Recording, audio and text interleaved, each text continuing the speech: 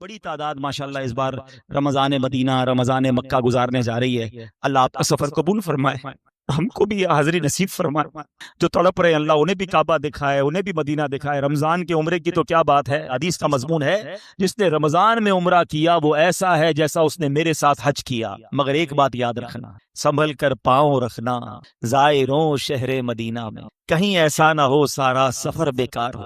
ہمارا ایک پرابلم ہے، وہ پرابلم ہم سمجھ نہیں رہے. وہ پرابلم یہ کہ ہماری عادتیں تو ہے نا بری، جس کو جھوٹ بولنے کی عادت ہے، جس کو غیبت کرنے کی عادت ہے، معاذ اللہ جس کی زبان پر گالیاں ہیں، جس کو آنکھوں سے حرام دیکھنے کی عادت ہے، موبائل فون میں سارے ہی پیج لائک کیے ہوئے ہیں، سارے ہی گروپوں میں شامل ہے، روز پتہ نہیں کیا کیا نگاہوں کے سامنے آ رہا ہے. تو یہ ساری عادتیں لے کر جو مکے میں پہنچے گا تو ایسا تھوڑی کہ فلائٹ اڑتے ہی عادتیں یہاں رہ جائیں گی. یاد رکھنا اگر ادھر گناہ کیے نا تو ایک گناہ 1,00,000 گناہ کے برابر. ادھر لڑتے دیکھا ہم نے حاجیوں کو، ہاں ماں باپ ماں بہن کی گالیاں، لڑائی جھگڑا مار کٹائی، کیونکہ عادت تھی وہاں بھی، یہاں بھی عادت ہے. سوچتے لیں برباد ہو جاؤ گے، اس سے بہتر تو مت جاؤ.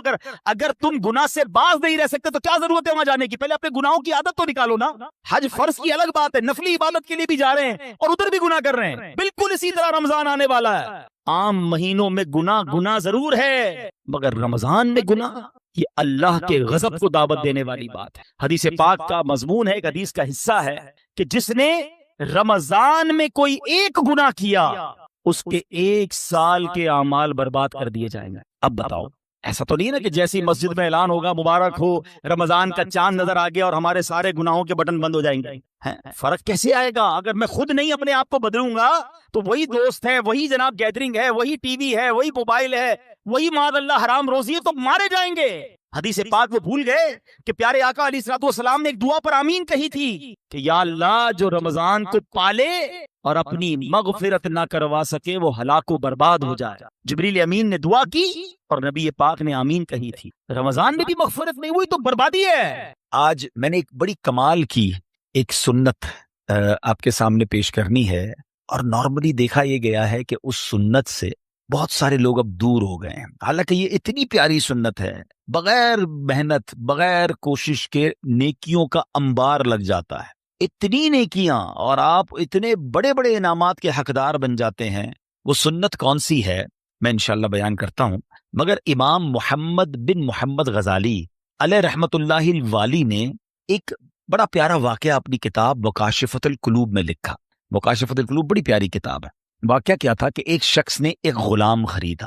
آج کے دور میں تو کسی کو گھر میں ملازم رکھنا ہو تو وہ نوکری پہ جاب پہ رکھتا ہے نا، پہلے ایسا نہیں ہوتا تھا. پہلے غلام خریدے جاتے تھے. انہوں نے غلام خریدا. اچھا جب غلام خریدا تو غلام کہتا ہے حضور میری 3 شرطیں ہیں. اچھا بات بڑی عجیب تھی، غلاموں کی شرطیں نہیں ہوتی ہیں. آپ نے کہا اچھا تم بھی شرطیں لگاؤ گے، بتاؤ کیا شرطیں ہیں؟ تو کہتا حضور پہلی شرط تو یہ ہے کہ آپ مجھے فرض نماز کے وقت منع نہیں کریں گے، نماز پڑھنے دیں گے. اچھا وہ آقا بھی دیندار تھا، نیک آدمی تھا. کہتا ٹھیک ہے مسلمان ہوں، نماز سے کیوں روکوں گا، اوکے. کہتا دوسری شرط یہ ہے کہ دن میں جو چاہے کام لے لیں، رات مجھے آپ چھوڑ دیں گے. کہا ٹھیک ہے مجھے کام دن میں لینا، میں بھی رات آرام کرتا ہوں، تم بھی رات آرام کرنا. کہتا تیسری شرط یہ ہے کہ آپ مجھے اپنے گھر میں کوئی بھی ایک الگ سے کمرہ دے دیں گے تاکہ میں سیپریٹ رہوں. تو کہا ٹھیک ہے میں نے بھی یہ سوچا تھا گھر میں بہت سارے کمرے ہیں، غلام کا کمرہ ہوتا ہے تو میں کمرہ دے دوں گا. شرطیں کوئی مشکل تھی نہیں، آقا نے ایکسپٹ کر لی. غلام گھر پر آیا، بڑا محنتی غلام تھا، دن میں کام کرتا، رات اپنے کمرے میں چلا جاتا. ایک دن آقا چلتے چلتے اس کے کمرے کے پاس سے جب گزرا تو دیکھا عجیب منظر ہے. کمرے کی چھت کھلی ہوئی ہے، آسمان سے نور برس رہا ہے، غلام سجدے میں ہے، اللہ کی عبادت کر رہا ہے اور اللہ کو رو رو کر یہ عرض کر رہا ہے کہ میرے مولا میں غلام ہوں، دن میں میری ڈیوٹیز ہیں، اگر یہ کام نہ ہوتا تو میں دن بھی تیری عبادت کرتا، رات بھی تیری عبادت کرتا. آقا بڑا حیران ہوا کہ یہ میرا غلام کیا چیز ہے، ایسی عبادت، ایسا نور اور ایسی گفتگو. اگلی رات ہوئی تو اپنی بیوی کو لیا کہ چلو میں تمہیں ایک منظر دکھاتا ہوں. اپنی زوجہ کو لے کر غلام کے کمرے کے پاس گیا، پھر وہی منظر، چھت کھلی ہوئی ہے، آسمان سے نور برس رہا ہے، غلام سجدے میں وہ ہے اور اللہ سے باتیں ہیں، بڑی کیفیت. جب یہ منظر دیکھا تو وہ میاں بیوی بھی آنسو بہانے لگے، وہ بھی رونے لگے کہ یہ کیسا غلام ہے. صبح ہوئی تو غلام کو آقا نے بلایا اور کہا کہ ہمیں پتہ چل گیا ہے تمہاری رات کی عبادت ہم نے دیکھ لی ہے. تم اللہ سے یہی کہہ رہے تھے نا کہ یا اللہ میں مجبور ہوں، اگر دن میں بھی فارغ ہوتا تو تیری عبادت کرتا، رات میں تو تیری عبادت کرتا ہوں. تو ہم میاں بیوی نے فیصلہ کیا ہے کہ آج کے بعد تم آزاد ہو، جاؤ دن میں بھی عبادت کرو، رات میں بھی اللہ کی عبادت کرو. اچھا ہماری جگہ کوئی ہوتا تو بڑا خوش ہو جاتا کہ چلو یار انعام مل گیا. غلام کو آزاد ہونا بڑی نعمت تھی، مگر وہ غلام دراصل وہ آقا بننے کے قابل تھا، وہی آقا تھا، وہ بڑا کمال کا بندہ تھا۔ وہ پتہ کیا کہتا ہے، جب آقا نے کہا نا مجھے پتہ چل گیا تم رات کیا کرتے ہو اور اس وجہ سے میں تمہیں آزاد کرتا ہوں، تو وہ غلام اللہ کی بارگاہ میں کہتا ہے یا صاحب السر ان السر قد ظہر، اے راز رکھنے والے مولا، اے صاحب راز تو کھل گیا، ولا ارید حیاتی بعد مشتہرا، اے اللہ میں اب راز کھلنے کے بعد زندہ نہیں رہنا چاہتا ہوں۔ اور یہ کہا اور اس کی روح نکل گئی، اس زمین پہ باڈی آتی ہے اور وہ انتقال کر جاتا۔ اے میرے پیارے اسلامی بھائی، اب غور کیجئے، اس واقعے سے بہت سارے لیسن ملیں گے۔ جو میں نے کہا تھا نا کہ نبی پاک کی ایک سنت بیان کرنی ہے، وہ سنت کون سی ہے؟ وہ سنت ہے ذکر الہی۔ میرے آقا خوب اللہ کا ذکر کرتے تھے۔ کتنا ذکر کرتے تھے آپ کو میں اندازہ کرواتا ہوں، آپ کو اندازہ ہو جائے گا۔ نبی پاک سونے سے پہلے اللہ کا ذکر، جاگنے کے بعد اللہ کا ذکر، کھانے سے پہلے اللہ کا ذکر، کھانے کے بعد اللہ کا ذکر ہے، پیارے آقا گھر سے نکلتے ہوئے اللہ کا ذکر، گھر میں داخل ہوتے ہوئے اللہ کا ذکر، قدم قدم پر اللہ کا ذکر۔ کیسے؟ یہ سب چیزوں کی دعائیں ہیں نا، کھانے سے پہلے کی دعا، کھانے کے بعد کی دعا، پانی پینے سے پہلے کی دعا، پانی پینے کے بعد کی دعا، آئینہ دیکھنے کی دعا، سرما لگانے کی دعا۔ اس کا مطلب کیا ہے؟ دعا کیا ہے؟ ذکر الہی ہے نا، اللہ سے باتیں کرنا ہے نا۔ نبی پاک قدم قدم پر اللہ کو یاد کرتے، سورج گہن کی دعا، چاند گہن کی دعا، بارش برس رہی ہے پھر دعا، بادل گرج رہے ہیں پھر دعا، قدم قدم پر دعائیں۔ کتنا اللہ کا ذکر کرتے تھے۔ اور آج بتاؤ، پورا دن گزر جاتا ہے، ہم کتنا اللہ کا ذکر کرتے؟ یہ غلام کتنا اللہ کا ذکر کرتا تھا کہ رات بھر اللہ کی عبادت ہے، اور تمنا کیا ہے؟ مولا دن بھی مل جاتا تو دن بھی تیری عبادت کرتا، دن بھی تجھے یاد کرتا، دن بھی تیرا ذکر کرتا۔ ذکر الہی پر میں انشاءاللہ آگے بات کرتا ہوں، مگر اس واقعے سے ایک اور بڑا کمال کا میسج مل رہا ہے۔ اس غلام کی عبادت لوگوں کو پتہ چل گئی ہے، اس کا راز کھل گیا۔ وہ کہتا ہے مولا اب جینا نہیں ہے، میں تو عبادت تیرے لیے کرتا تھا نا، میں جانتا تھا مالک تو جانتا تھا، اب تو لوگوں کو پتہ چل گیا۔ اب بتائیں ہمارا کیا حال ہے؟ ہم تو عبادت بہت سارے لوگ کرتے ہی اس لیے کہ لوگوں کو پتہ چل جائے، وہ اس لیے کر رہا ہے کہ رب دیکھے اور کوئی نہ دیکھے، اور ہماری اکثریت ان کاموں میں لگی ہوئی ہے کہ دنیا دیکھے میں نے کیا کیا ہے۔ نیکی کر دریا پہ ڈال، بچپن میں سنتے تھے، اب نیکی کر سوشل میڈیا پہ ڈال، جو کرنا ہے لوگوں کو بتانا ہے، جو نیکی ہے سب کو بتانا ہے۔ اپنے دل سے پوچھو نا، کیوں جی چاہتا ہے کہ میری نیکیاں لوگوں کو پتہ چلیں؟ پتہ اخلاص کی تعریف کیا ہے؟ علماء فرماتے ہیں what is the meaning of اخلاص؟ اخلاص اس کو کہتے ہیں کہ بندہ جس طرح اپنے گناہوں کو چھپاتا ہے اس طرح اپنی نیکیوں کو چھپائے۔ بتائیے نا، ہم اس طرح اپنے گناہ، کوئی ہے جو یہاں یہ چاہتا ہو میرے گناہ سب کو پتہ چل جائیں؟ کوئی بھی نہیں چاہتا، مگر نیکی سب کو پتہ چلنی چاہیے۔ نہیں، کچھ نیکیاں تو ایسی کیجئے نا جو فقط میں جانوں، میرا رب جانے۔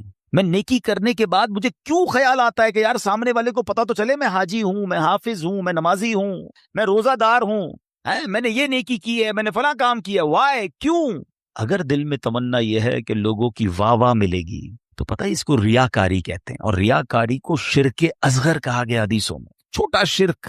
شرک کس کو کہتے ہیں؟ شرک کے معنی یہ ہے کہ اللہ کی طرح کسی کو عبادت کے لائق سمجھنا، ٹھیک ہے نا، یعنی اللہ کی ذات و صفات میں یا تو کسی کو شریک ماننا یا کسی کو معاذ اللہ کی طرح عبادت کے لائق سمجھنا، یہ شرک ہے، بندہ اسلام سے خارج ہو جائے گا۔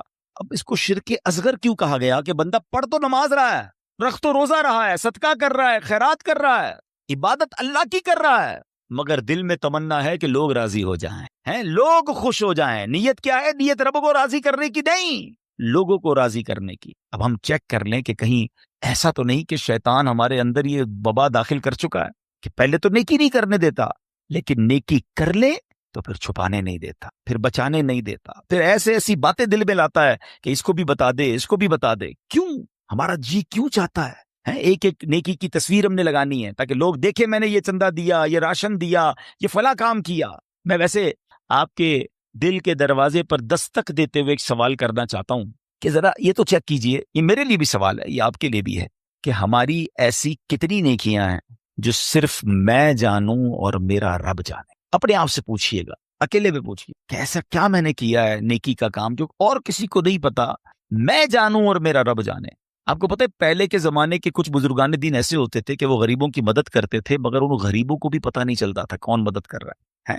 بعض اوقات ان بزرگوں کا انتقال ہوتا نا تو لوگ کہتے یار وہ ہر مہینے مدد آتی تھی، راشن آتا تھا، اب نہیں آ رہا، تو پتہ چلتا تھا کہ وہ فلاں بزرگ کا وصال ہوا ہے، وہ ہر مہینے مدد کرتے تھے، مگر کبھی انہوں نے نہیں بتایا، پتہ لگنے بھی نہیں دیا، اور آج ہم کسی کی مدد کریں تو اس پر احسان جتاتے ہیں. بھائی یاد ہے نا میں نے مدد کی تھی, بھول تو نہیں کیا تیرا ساتھ دیا تھا. ہر مہینے اگر کسی کی مدد کر رہے ہیں تو ہر مہینے احسان جتا رہے ہیں, ہر مہینے اس پر روب جھاڑ رہے ہیں.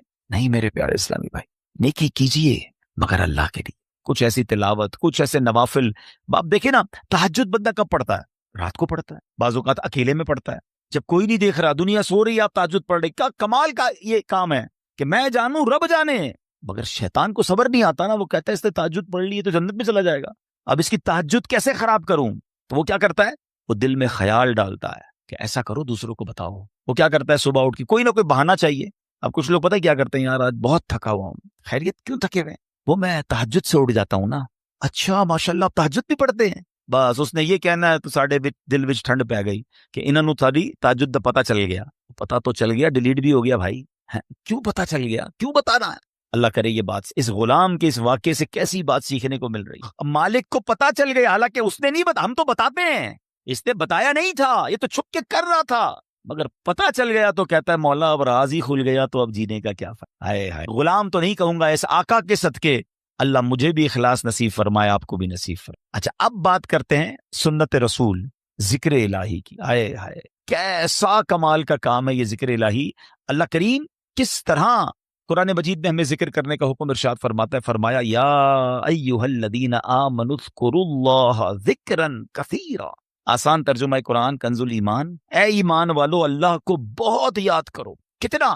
نبی پاک علیہ السلام کی حدیث ہے, اللہ کو اتنا یاد کرو, اتنا ذکر کرو کہ لوگ تمہیں دیوانہ کہنے لگے. بس اللہ کی یاد کرتے رہا کرو, ذکر الہی کرتے رہا کرو. ہے مگر ہمارا حال کیا ہے کہ زبان فضول باتیں تو کرتی ہے مگر اللہ کا ذکر نہیں کرتی. ہمارے بزرگ کیسے ذکر کرتے تھے؟ حضرت جنید بغدادی کا نام سنا ہوگا رضی اللہ تعالیٰ, بہت بڑے اللہ کے ولی. آپ کے بارے میں آتا ہے کہ آپ اتنا ذکر الہی کرتے تھے, ایک بار نائی کی دکان پر گئے مونچھیں ترشوانے کے, تو نائی کہتا ہے حضرت تھوڑی دیر خاموش ہو جائیں ورنہ آپ کی ہونٹ پہ کٹ لگ جائے گا, میں مونچھیں کاٹ رہا ہوں آپ ذکر کر رہے ہیں. وہ کہتے ہیں ذکر کرتا رہوں گا, تم اپنا کام کرو, ہونٹ کٹتا ہے تو کٹ جائے, میں نے ذکر نہیں چھوڑنا. اتنی دیر کے لیے بھی ذکر الہی نہیں چھوڑنا ہوتا تھا. ایک بزرگ تھے اور کبال کے بزرگ تھے, حضرت سری سکتی سے مروی ہے کہ میں حضرت جرجانی کے پاس گیا تو ستو دیکھے, وہ ستو پی رہے تھے, روٹی نہیں کھاتے تھے. تو میں نے کہا حضرت روٹی آپ کیوں نہیں کھاتے, ستو کیوں پیتے ہیں؟ وہ کہتے ہیں میں نے کیلکولیشن کی, روٹی کھانے میں اور ستو کھانے میں 90 تسبیحات کا فرق ہے. میں اگر ستو پیتا ہوں تو پیٹ پھر بھی بھر جاتا ہے, مگر میں روٹی کھاتا ہوں تو ٹائم زیادہ لگتا ہے. 90 تسبیحات میں زیادہ پڑھ لیتا ہوں, اس لیے 40 سال ہو گئے میں نے روٹی نہیں کھائی ہے. یار کمال لوگ تھے, نیک تھے, پرہیزگار تھے, نیکیوں کا انبار تھا, مگر اور نیکیاں چاہیے. کیوں؟ ان کو پتا تھا نا اجر کیا ہے. آپ کو پتا ہے ذکر الہی کا اجر کیا ہے؟ ذرا مل کر کہیے سبحان اللہ, الحمدللہ, اللہ اکبر. کتنی دیر لگی؟ 10 سیکنڈ مشکل سے. 3 جملے کہے 10 سیکنڈز, ٹھیک ہے.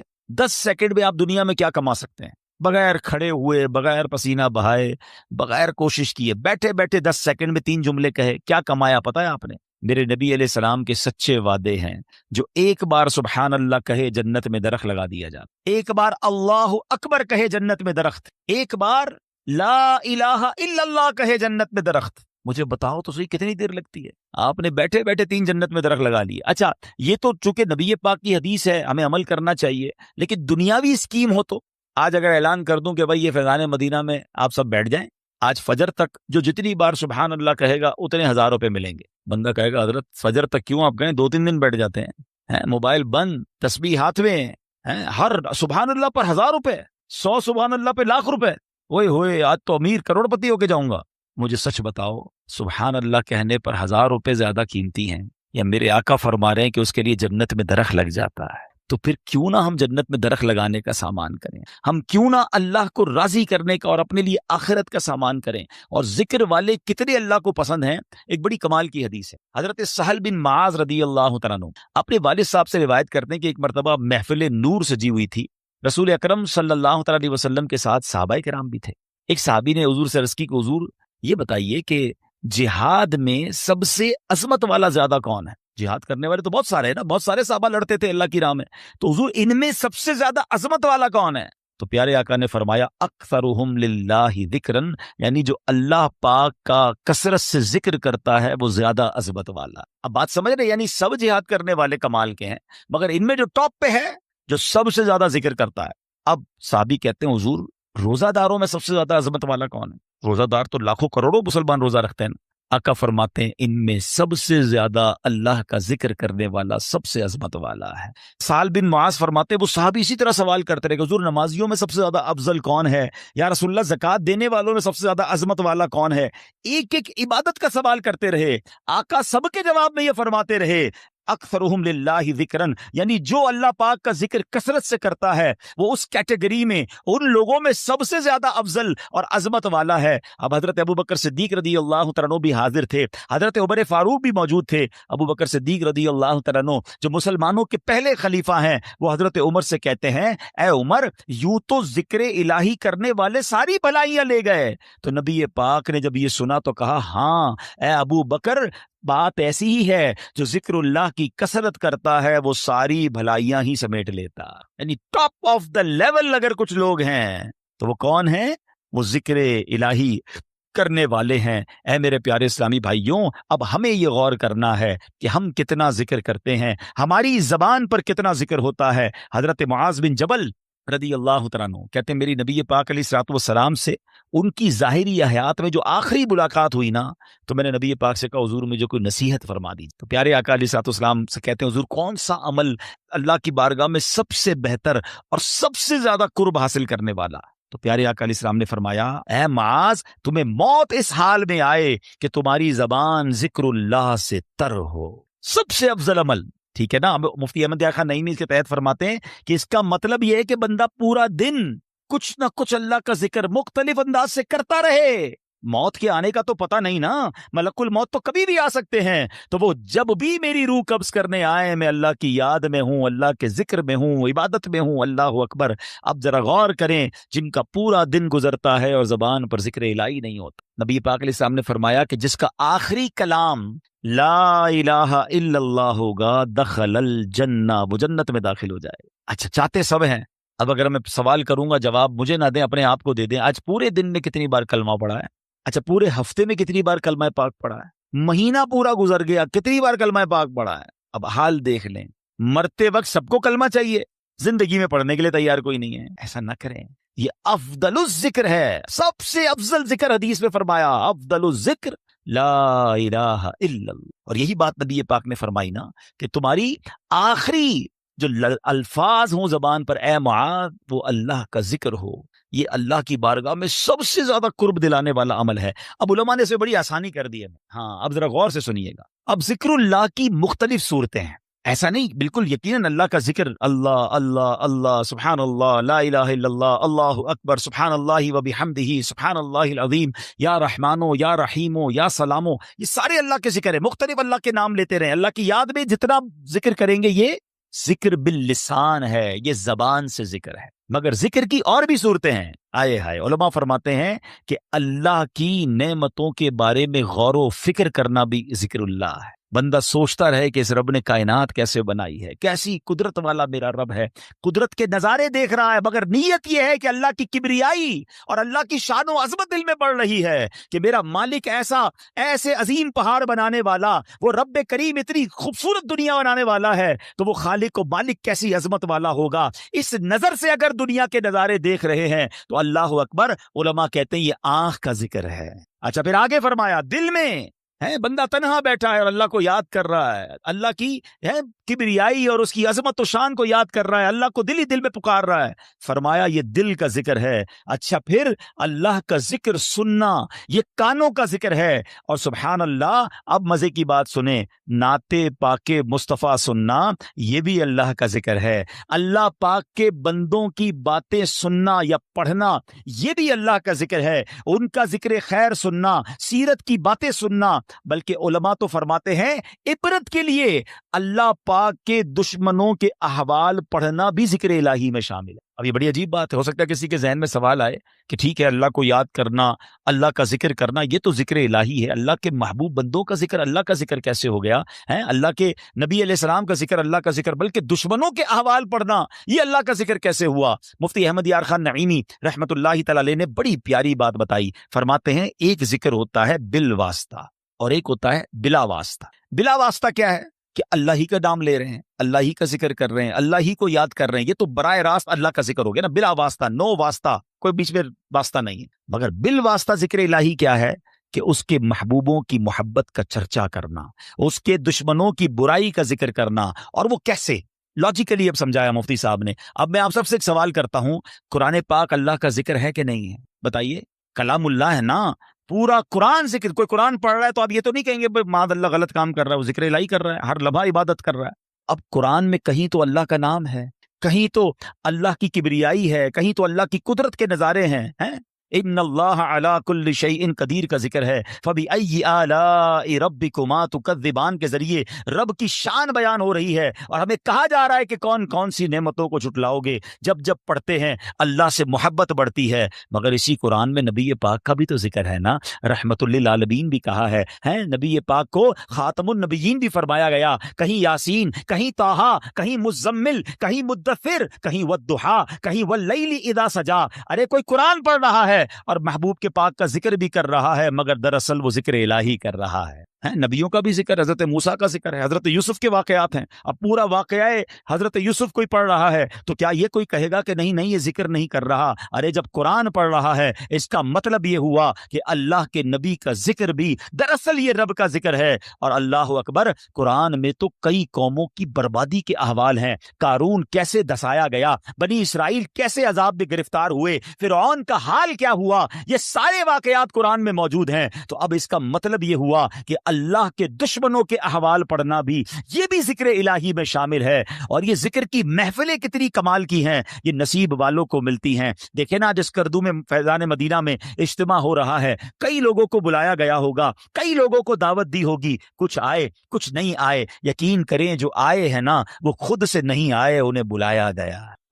میری اور آپ کی اوقات نہیں کہ میں کہوں میں آج اجتماع میں آیا، میں مسجد میں آیا. چلے مجھے بتائیں مسجد کس کا گھر ہے؟ ذرا ساتھ جواب بھی دو نا، مسجد کس کا گھر ہے؟ آپ کے گھر میں کوئی بغیر اجازت آ سکتا ہے؟ آپ کا دروازہ کھٹکھٹائے کہ حضرت آج میں آپ کے گھر میں رہوں گا. آپ کون ہے بھائی؟ میں نہیں جانتا، میرے گھر میں کیسے آئیں گے؟ اجنبی ہے. آپ کے گھر میں کون آتا ہے؟ جس کو آپ بلاتے ہیں. اللہ کے گھر میں بغیر بلائے کیسے کوئی آ سکتا ہے؟ ہم سب کو بلایا گیا ہے، ہمیں موقع دیا گیا ہے، ہمیں سعادت دی گئی ہے. اور سنو، اللہ کے گھر میں آتے رہا کرو. کئی لوگ پورا ہفتہ نہیں آتے، جمعے کی نماز پڑھتے ہیں، باقی پورا ہفتہ نہیں آتے. وہ غور کریں کہ ایسا کیا گناہ ہو گیا کہ میرا رب مجھے کیوں نہیں بلاتا، روز 5 وقت مہمان کیوں نہیں بنتا. مبارک ہو اسے جو مسجد میں جس کا دل لگتا ہے اور بار بار آتا ہے. ایک اور مزے کی بات بتاؤں، آپ کے قسم قسم کے رشتہ دار اور دوست ہیں. جو دور کا دوست ہوتا ہے نا، وہ سال میں کبھی کبھی ایک بار آ جاتا ہے. جو بہت قریب کے رشتہ دار ہوں، جو بالکل تھوڑا سا فاصلہ ہو، لیکن وہ کبھی کبھی مہینے میں ایک بار آتے ہیں. جو اس سے قریب ہو وہ ہفتے میں ایک بار آتے ہیں. اور گھر والا تو روز گھر میں آتا ہے نا. اب اللہ کے گھر میں جو روز آ رہا ہے، سبحان اللہ، اس پر کتنی رحمتیں ہو رہی ہیں. اور جو کبھی عید کی نماز میں آتا ہے، کبھی 2-4 مہینے بعد اسے اللہ کا گھر یاد آتا ہے. سوچو کتنا ڈسٹینس ہو گیا ہے، کتنی دوری ہو گئی ہے. یہ رحمان کا گھر ہے، اس میں آتے رہا کریں، بیٹھا کریں، وقت بتایا کریں. اور سبحان اللہ، آپ کے گھر میں کوئی مہمان آئے، آپ کیا چاہتے ہیں؟ خوش ہو کر جائے نا. کھانا اچھا بناتے ہیں، اس کی آرام کا خیال رکھتے ہیں. جب مہمان آئے اسے خوش کر کے بھیجتے ہیں. بتاؤ نا، کریم کے در پر کوئی مہمان آئے گا وہ اسے راضی نہیں کرے گا؟ اللہ کے مہمان بنو، پھر دیکھو رب کیسی عطائیں فرماتا ہے. پرابلم یہ مسجد میں ایک تو آتے ہیں دل نہیں لگتا، آتے ہیں تو بھاگنے کا جی چاہتا ہے. بیٹھا کریں. اور اب میں آپ کو بتاتا ہوں کہ جو ذکر اللہ کی محفل ہے نا، ابھی ذکر کی محفل ہو رہی ہے نا، اللہ کے پیاروں کا ذکر ہو رہا ہے، اللہ کے ذکر کی باتیں، قرآن کی باتیں، یہ بڑی کمال کی محفل ہے. ایک بڑی پیاری حدیث سناتا ہوں. حدیث پاک کا خلاصہ ہے، میرے آقا علیہ الصلوۃ والسلام فرماتے کہ اللہ تعالیٰ کے کچھ فرشتے ہیں کہ جو زمین کی سیر کرتے ہیں، ان کی ڈیوٹیز ہیں. کچھ فرشتوں کی ڈیوٹی یہ ہے کہ جہاں ذکر الہی ہوتا ہے نا، اس محفل کو اپنے پروں سے ڈھانپ لیتے ہیں. اب کیا ہوا، وہ فرشتے جب اجتماع سے فارغ ہوتے ہیں اللہ کی بارگاہ میں جاتے ہیں. اللہ کو سب معلوم ہے کہاں سے آ رہے ہیں. اللہ فرماتا ہے فرشتوں کہاں سے آ رہے ہو؟ کہتے ہیں یا اللہ ایک جگہ بندے جمع ہے تیرا ذکر کر رہے ہیں. اللہ فرماتا ہے فرشتوں یہ بتاؤ انہوں نے مجھے دیکھا ہے جو میرا ذکر کرتے ہیں؟ کہ یا اللہ تجھے نہیں دیکھا. ارشاد ہوتا ہے فرشتوں بتاؤ کیا مانگ رہے ہیں؟ کہتے ہیں یا اللہ جنت مانگ رہے ہیں. ارشاد ہوتا ہے جنت دیکھی ہے؟ کہ یا اللہ دیکھی نہیں. اچھا دیکھ لیتے تو کیا کرتے؟ اے رب جنت دیکھ لیتے، شوق سے مانگتے. ارشاد ہوتا ہے یہ بتاؤ کس چیز سے پناہ مانگ رہے تھے؟ عرض کرتے مولا جہنم سے پناہ مانگ رہے تھے. ارشاد ہوگا جہنم دیکھی ہے؟ کہیں گے نہیں یا اللہ جہنم دیکھی نہیں انہوں نے. اچھا بتاؤ دیکھ لیتے تو کیا کرتے؟ ارشاد ہوتا عرض کرتے مولا اگر وہ جہنم دیکھ لیتے تڑپتے، جہنم سے پناہ مانگتے. ارشاد باری ہوتا ہے اے فرشتوں گواہ ہو جاؤ، جن بندوں نے مجھے دیکھا نہیں پھر بھی مجھے یاد کر رہے ہیں، جنت دیکھی نہیں جنت مانگ رہے ہیں، جہنم دیکھی نہیں جہنم سے پناہ مانگ رہے ہیں، اے فرشتوں گواہ ہو جاؤ میں نے ان سب کی مغفرت فرما دی۔ اب مزے کی بات، فرشتے کہتے ہیں یا اللہ ان میں ایک بندہ ایسا بھی بیٹھا تھا جو تیرا ذکر کرنے نہیں آیا تھا۔ ہو سکتا ہے ہمارے پاس بھی ایسا کوئی بھائی آیا ہو جس کا آنے کا ارادہ نہ ہو، دوست پکڑ کے لے آیا، چلو یار تھوڑی دیر کے لیے پھر بعد میں کہیں اور چلے جائیں گے، نیت ذکر کی نہیں ویسے ہی آ گیا۔ فرشتے کہتے ہیں مولا ایک بندہ ایسا ہے جو تیرا ذکر کرنے نہیں آیا تھا۔ اللہ فرماتا ہے اے میرے فرشتوں یہ وہ مجلس ہے، یہ وہ محفل ہے جس کے ہم نشین محروم نہیں ہوتے، میں نے اس کی بھی مغفرت فرما دی ہے۔ اللہ کرے کہ اجتماع ہم سب کی مغفرت کا ذریعہ بن جائے۔ فرشتے جا کر بتائیں اللہ کو کہ مولا تیرے بندے بیٹھے ایک جگہ پر گناہ گار ہیں، تیرے گھر میں تو بیٹھ کر تجھے یاد کر رہے ہیں، مانتے ہیں گناہ گار ہیں مولا، مگر تیرے سوا کون بخشنے والا ہے، جہنم سے پناہ مانگتے مولا تجھ سے، تیری جنت کا تجھ سے سوال کرتے۔ اللہ بڑا کریم ہے۔ ایسے اجتماعات میں، ایسی محفلوں میں، ذکر کی محفلوں میں آیا کیجیے، یہ بڑی کمال، کسی کی برکت ہمیں مل جاتی ہے۔ ہم تو گناہ گار ہیں نا، مگر اتنے بڑے مجمع میں کوئی تو اللہ کا نیک بندہ ہوتا ہے نا، کیا معلوم اس پر برس رہی ہے، مجھ پر بھی برس جائے گی، اس پر رحمت۔ دیکھیں نا بارش برستی تو سب پہ برستی ہے نا، رحمت کی بارش برسے گی تو کچھ چھینٹے مجھ پر بھی تو گریں گے نا۔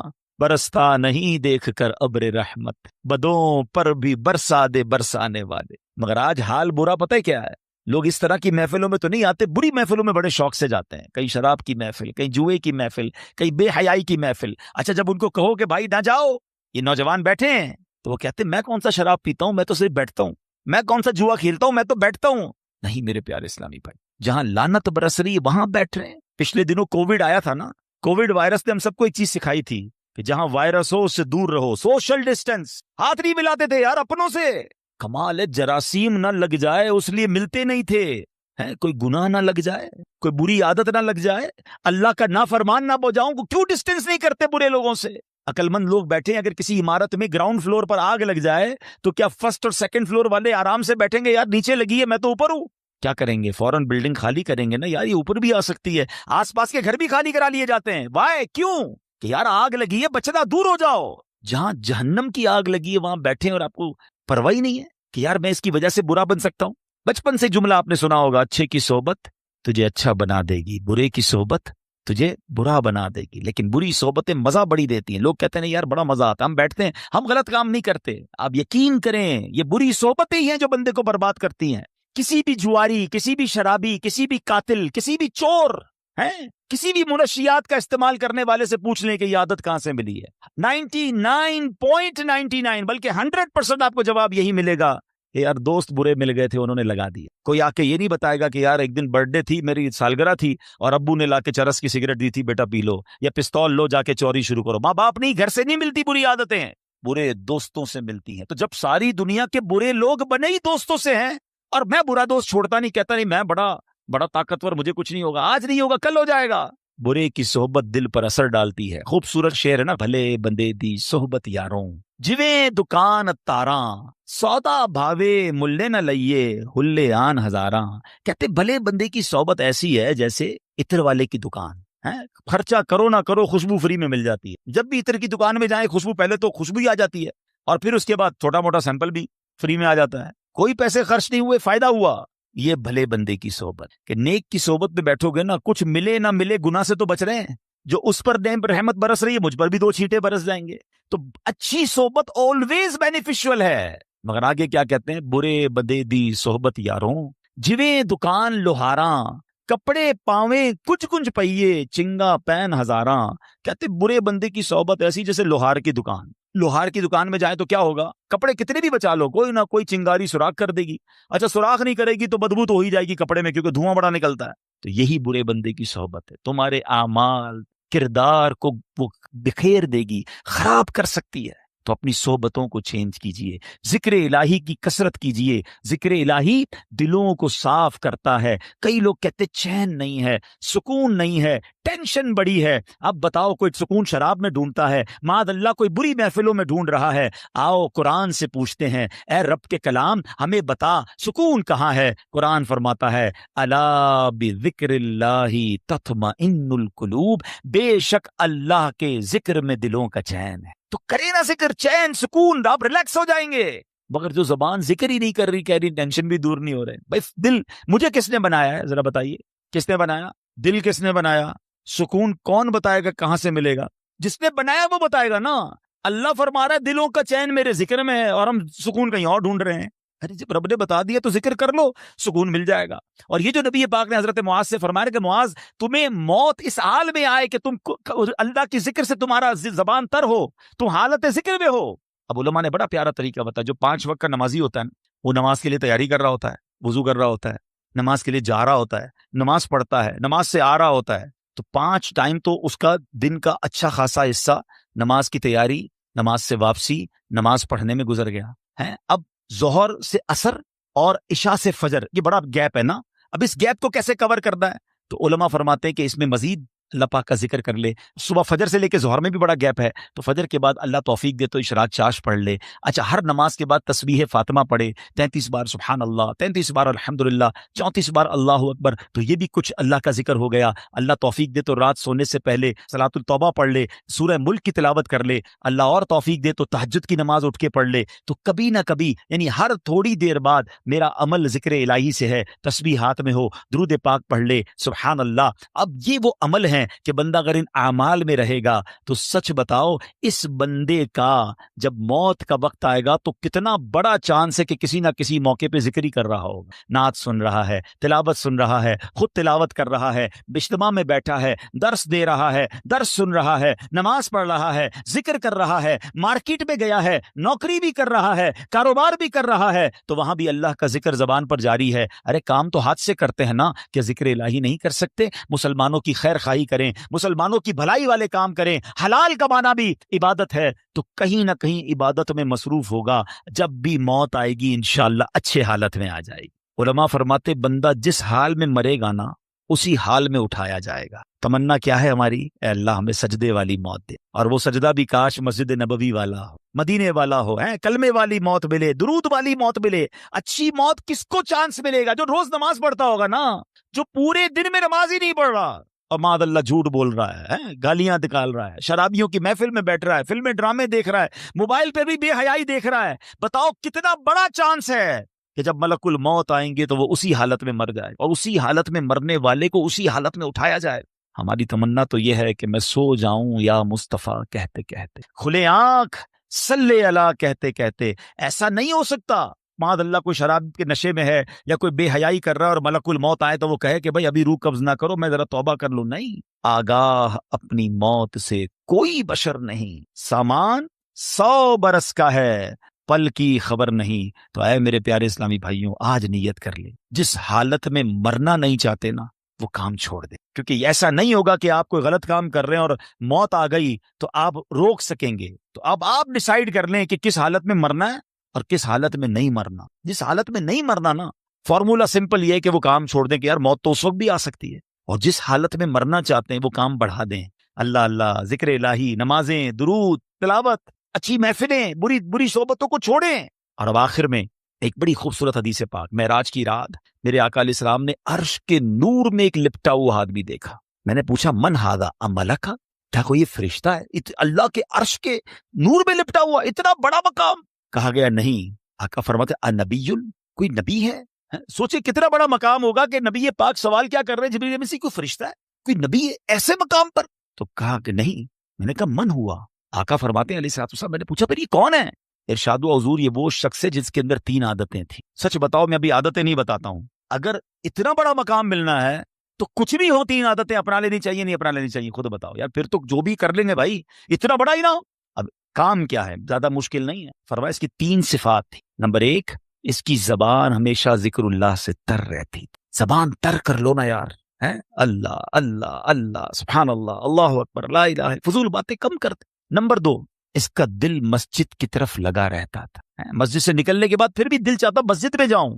پتہ ہے علماء کیا فرماتے ہیں؟ کسی کے اگر ایمان کو چیک کرنا ہے نا کتنا مضبوط ہے، یہ چیک کرو کہ اس کا مسجد سے تعلق کتنا مضبوط ہے. زیادہ مسجد میں آتا ہے، سکون سے بیٹھتا ہے، سمجھ لو ایمان مضبوط ہے. اور مسجد میں دل ہی نہیں لگتا، بھاگتا ہے بس اس سے، سمجھ لو کہ ایمان میں کمزوری کہیں نہیں آ. ایک اور بڑی پیاری مثال دی گئی. فرمایا مومن مسجد میں ایسے ہوتا ہے جیسے پانی کے اندر مچھلی، فش ان دا واٹر.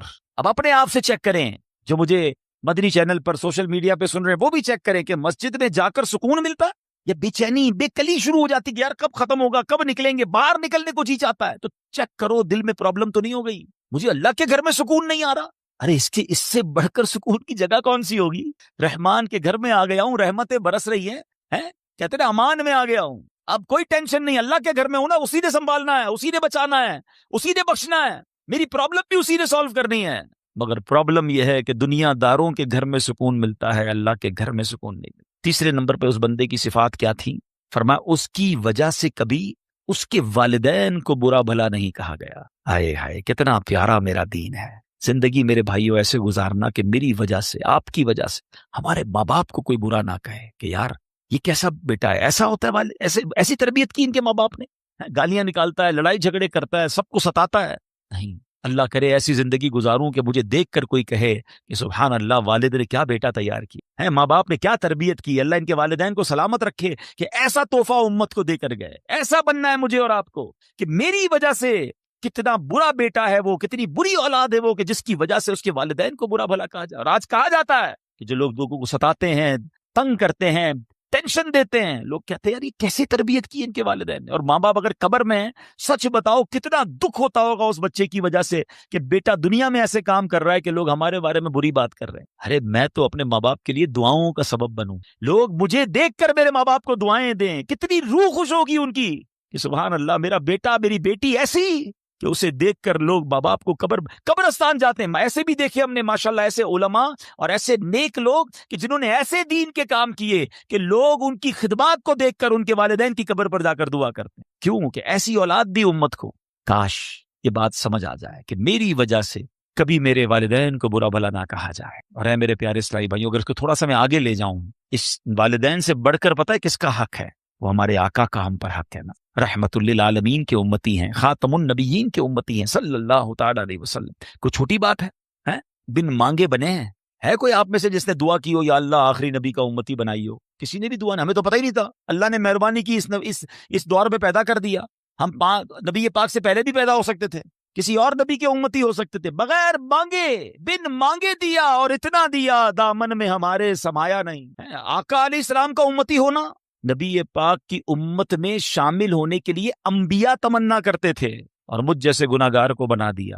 اور آقا کیسے کہ پیدا ہوتے وقت یاد رکھا، معراج میں یاد رکھا، قبر میں اتارتے وقت یاد رکھا، اور بیشر میں بھی یاد رکھیں گے. دعائیں کرتے رہے امت کے لیے، آنسو بہاتے رہے ہم گناہگاروں کے لیے. ایسے نبی علیہ السلام کا امتی without any struggle, without any asking, مانگا بھی نہیں اور بنا دیا.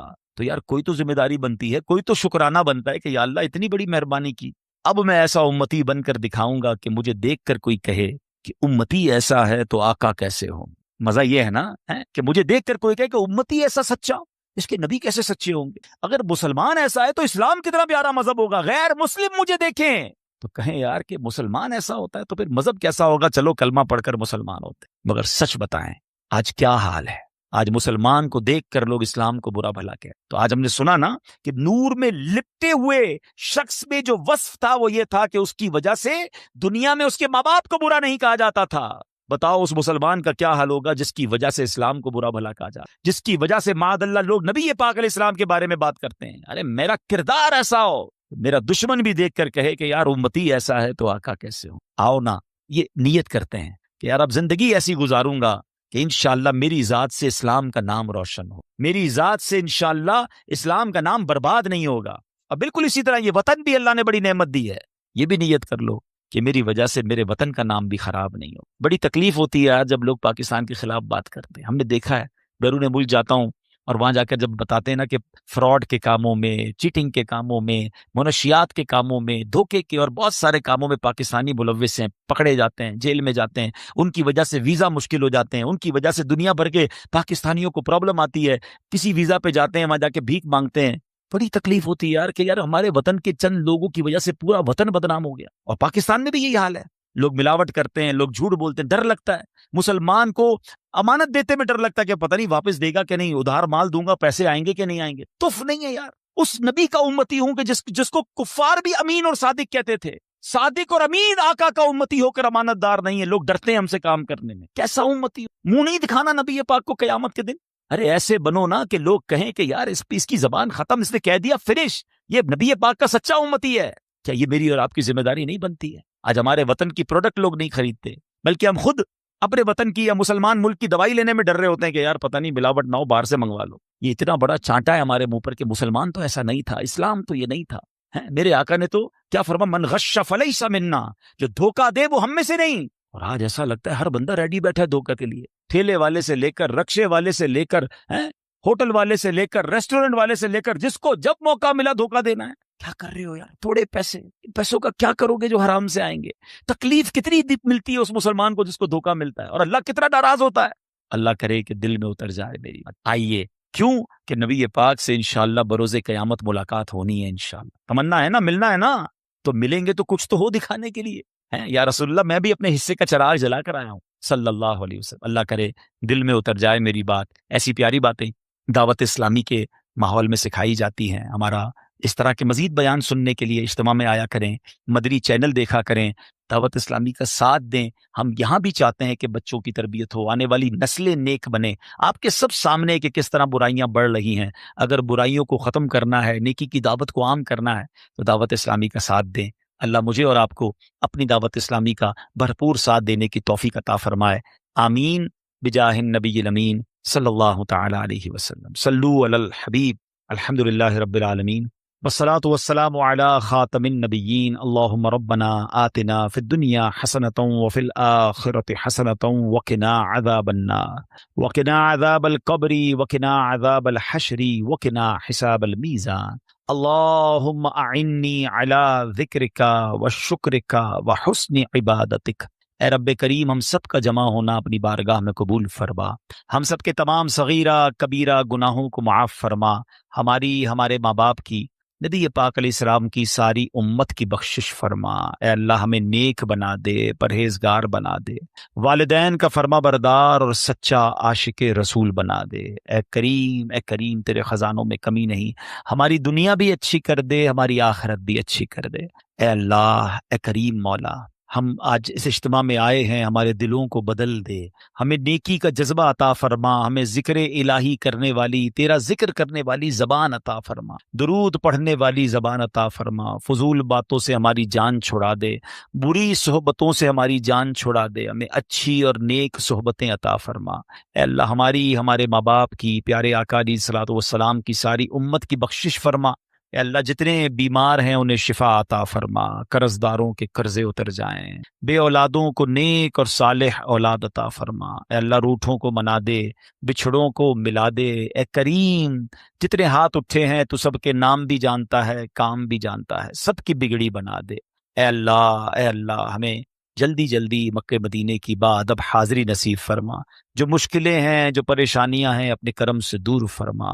ربنا تقبل منا انک انت السمیع العلیم وتب علینا یا مولانا انک انت التواب الرحیم ببرکت ان اللہ وملائکتہ یصلون علی النبی یا ایھا الذین آمنوا صلوا علیہ وسلموا تسلیما. صلی اللہ علی النبی الامی وآلہ صلی اللہ علیہ وسلم.